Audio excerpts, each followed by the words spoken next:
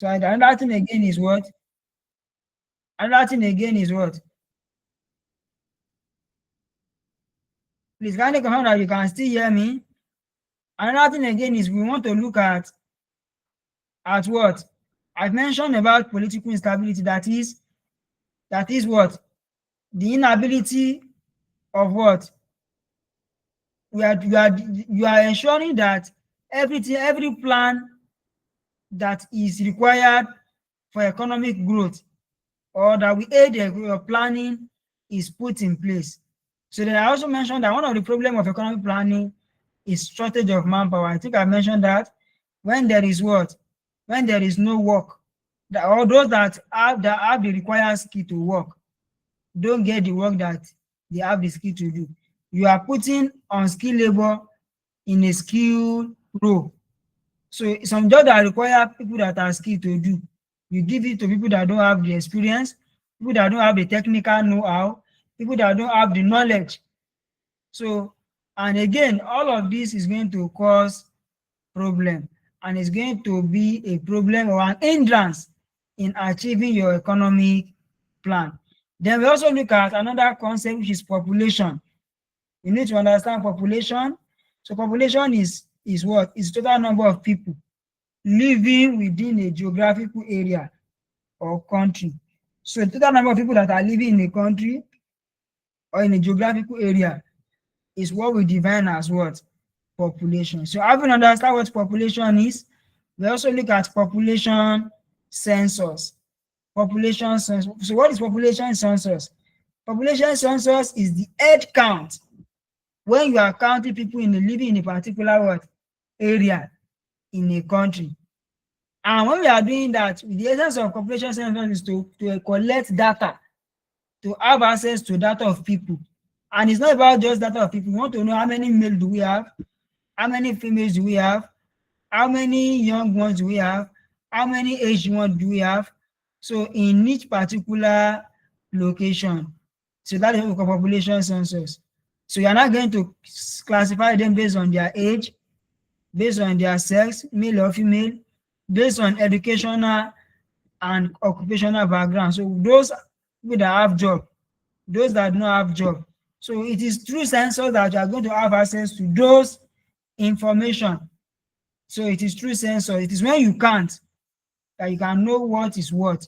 You know people that have work, people that don't have work, people that are living in a house, people that don't have house to live. So it is through population census that you are going to know all of this. Then we also look at importance of population census. Why should there be population census? Or what is the importance? What is the benefit that we want to derive from taking population census? Number one, population census is used to determine the size and the growth rate of the population in a country. So if you want to know the total number of people living in a country, so you can know it through population census, through counting of people in that particular area or country. And population also will also assist government. It helps the government to plan. So government will know that, okay, how many people do we have here? How many people do we have here? So it will also help the management to plan. Then it also help what? Authorities to have adequate and relevant data. Every information that has to do with the people, for government to be able to know what to provide. So it is through census that they will know that. It also provides data for demographic studies. So you want to know how much do you need, what can you do in order for you to be able to ensure that the population census counts. So as we have population census, I also want you to know that there is problems. There is problem of census in West Africa. There is problem of census in West Africa. Number one is high cost of census. In Nigeria, when was the last census take place in Nigeria? Inechi, do you know it? 2006. Nice one, thank you. That's excellent. So what it means is that it means there should be another census. When? There was supposed to be another census in 2016, yes or no? So because it was supposed to Yes. be conducted after 10 years. But I don't think they conducted that in Nigeria. So because census will make the government to be able to plan, to do their proper economic planning, for them to know what they need to provide, number of people that don't have job, number of people that have jobs. So the government need those data, and they can only get those data through performing population census. So what are the problems of census in West Africa? High cost of census. So it is a problem. And why is it a problem is because they won't be able to perform it regularly. They won't be able to perform it regularly. And by not performing it regularly, it's going to be a problem. Also, bad town planning and inaccessibility of some areas.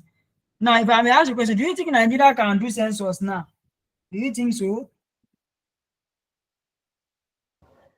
No, they cannot. Why? Why?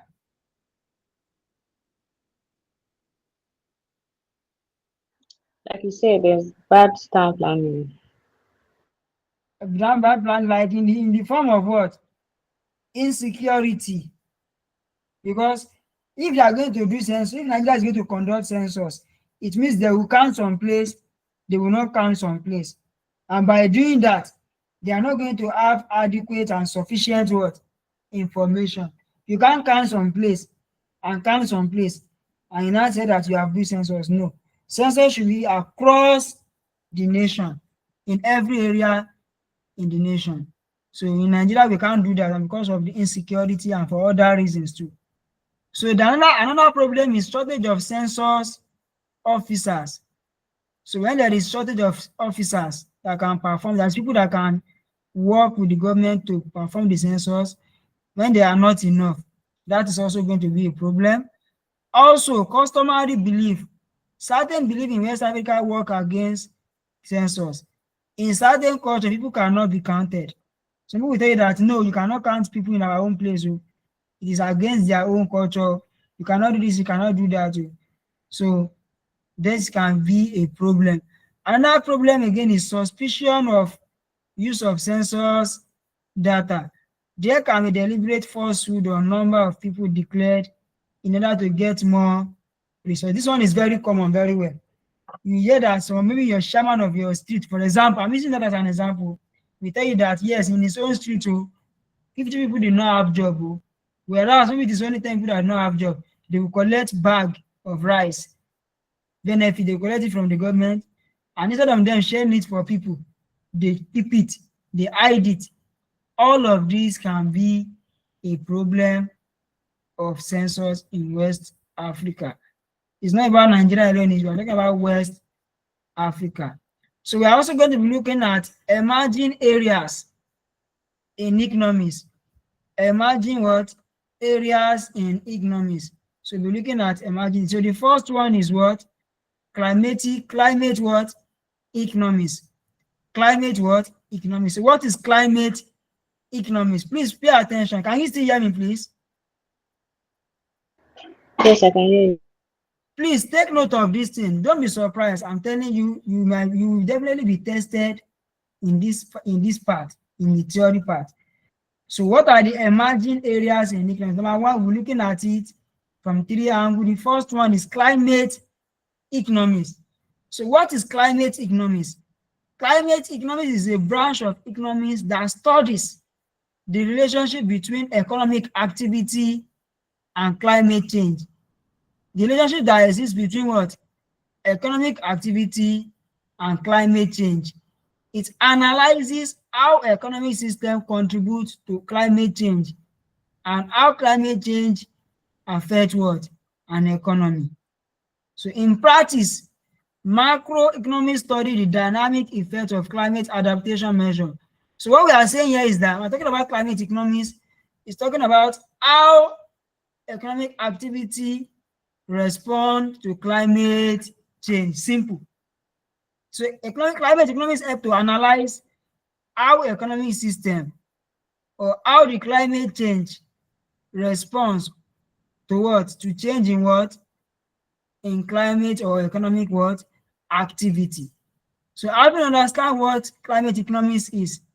So let's also look at climate adaptation and mitigation. So what is climate mitigation? Climate mitigation involves what? Reducing emissions. That is shifting to clean energy. That is when you are trying to what? When you are trying to shift to clean energy, anything that has to do with what?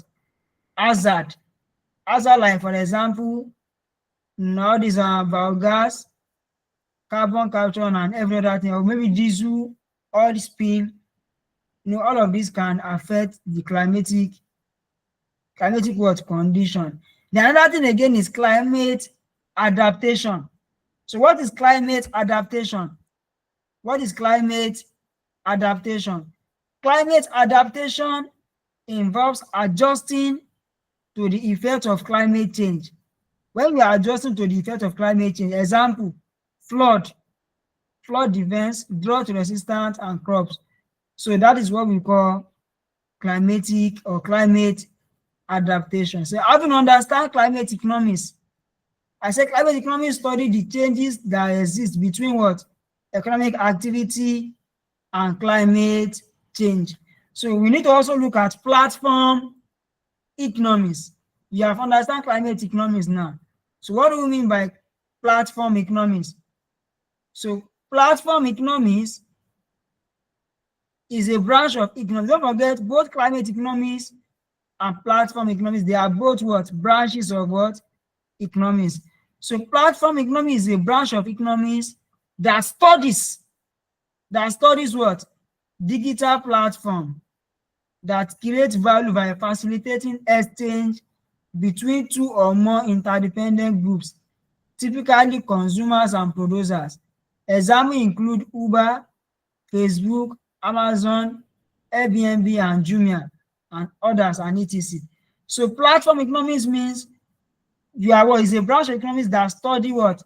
Digital platform. Digital means all these social medias. Are you getting it now? So it means you are creating what? Exchange.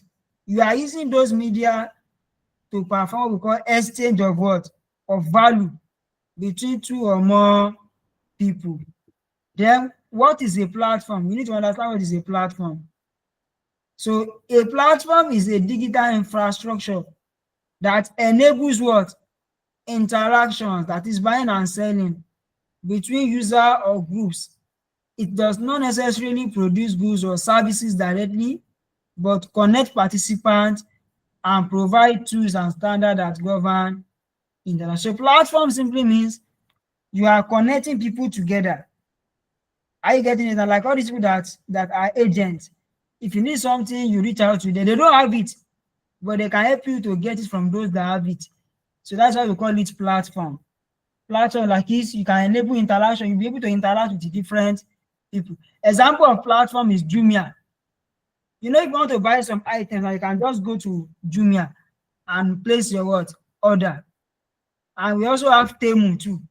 So if you want to buy items, you go there, you place your what? Order. So there are different, all of these things, we call them platform. Even Facebook is also a platform because people will advertise their business. Even WhatsApp business, all of these things, we call them platform. So where you can interact with people. If you are running a business, you can let people know what you are selling through all these what? Platform. So let's look at examples. We are almost done. Let's look at examples of platform model. Can you see my screen? Yes, I can. So we have examples of platform models. So can you see now? Like I've just mentioned, look at it. We have e-commerce. E-commerce here. So e-commerce is an example of platform. Now, what example do we have under e-commerce? Amazon. Do you know Amazon? Jumia. This is an example of what? E-commerce. E-commerce means online business. That's another way you can put it, online business. So if you have anything you are selling, let's say you have a small business that you are doing now. If you want them to help you to advertise, they can help you to advertise, but you pay them what? Commission. So that's an example of. We also have social media, like I mentioned before. Facebook, TikTok. That's an example of platform that fall under what? Social media. We also have ride hailing like Uber, Bolt. You know the two have, right? Yes, I know them. Yes, they are used as a means of what? Transportation. So it's a platform. If you want to go to somewhere now and you don't want to use commercial bus, you can just download the app online. That is when you download the app online, you register. So it means you can use that platform to get what? Transport to where you are going. We also have hospitality, Airbnb. We have payment system, PayPal, Flutterwave, others. We also have freelancing, Upwork, Fiverr. So all these that I mentioned now, they fall under what? Examples of platforms that we know. Then finally, let's look at the benefits. So having understand what platform is, so what are the benefits of platform?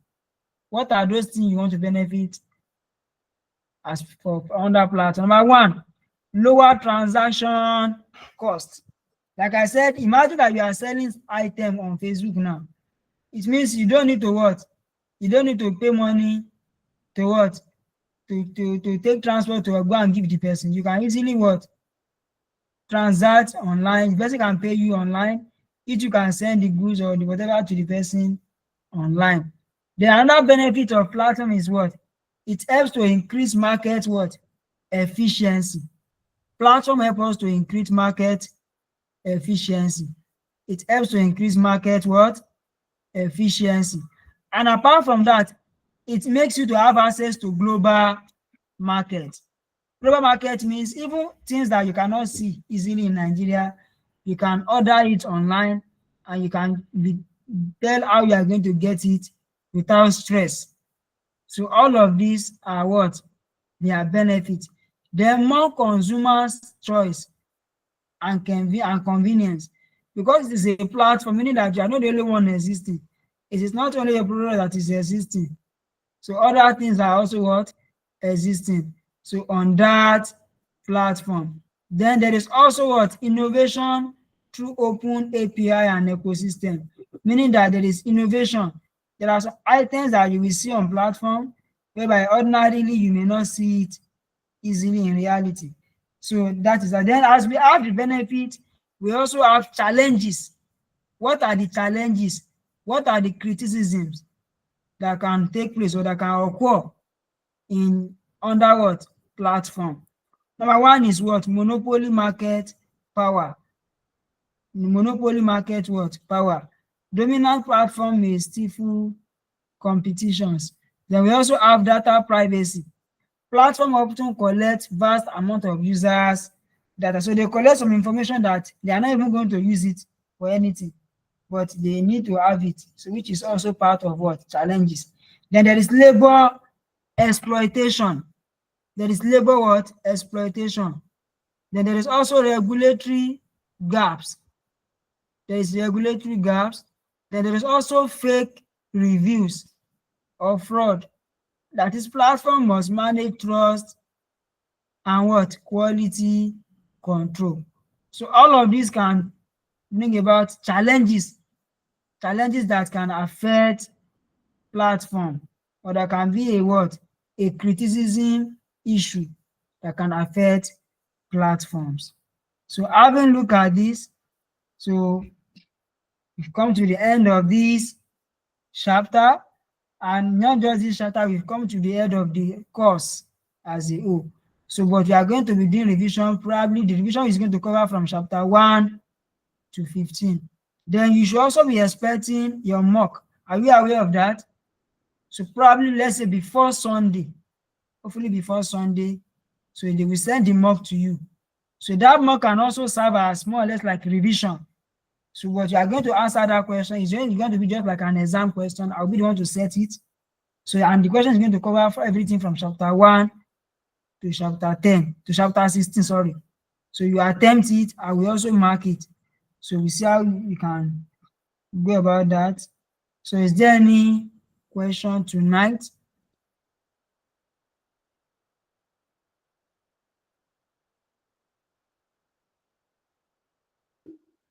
No, there's no question. Okay. So all these slide, do you have from chapter 1 to chapter 16 with you? You have it, like you have access to them? Yes, I do. All right, better, better. So please start preparing, please. So I will communicate with you. I will let you know when next you'll be having revision. But be expecting me. I'll be handling your communication skills. So probably it might that I think should be on Monday so that we can be fast with it. But while we are doing that, like I said, I will also be doing revision for this economics with you. Then we also need to manage our time. We'll be fast with that communication skills too. So for those area I'm going to handle, so I will tell you how we can do that. English is one of the simplest thing, but at the same time, you also need to be very technical. As simple as it is, you need to understand some things in English or in communication skills if you really want to pass the course. So please and please endeavor to take your time to read. Don't relax. So God Almighty will make it easy for you. So in the absence of no questions, so I will tell you that good night and have a wonderful night rest. Thank you very much. Good night. All right, good night. You're welcome. Take care.